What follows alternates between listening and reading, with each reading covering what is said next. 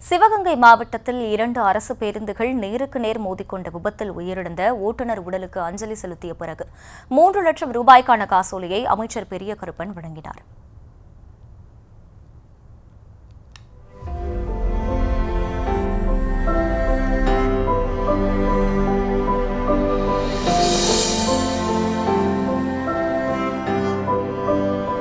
கூடுதல் விவரங்களை செய்தியாளர் சந்திரமோகன் வழங்க கேட்கலாம். சந்திரமோகன், வணக்கம். முழு விவரம்.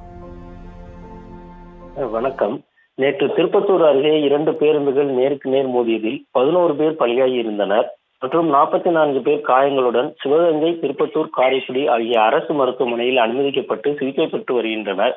தற்போது 11 பேர்களின் உடல்களில் 16 முதல் 18 வயதுடைய ஒரு பெண்ணுடைய உடல் மட்டும் அடையாளம் காணப்படாமல் உள்ளது.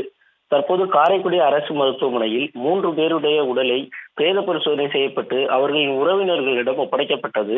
தமிழக முதல்வரின் உத்தரவின் பேரில் பொது நிவாரண நிதியிலிருந்து 3 லட்சம் ரூபாய்க்கான காசோலையை அமைச்சர் பெரிய கருப்பன் மற்றும் சிவகங்கை மாவட்ட ஆட்சியர் பொற்கொடி வழங்கினார். சிகிச்சை பெற்று வருபவர்களுக்கு உரிய சிகிச்சை வழங்கப்பட்டு வருவதாக அமைச்சர் தெரிவித்துள்ளார்.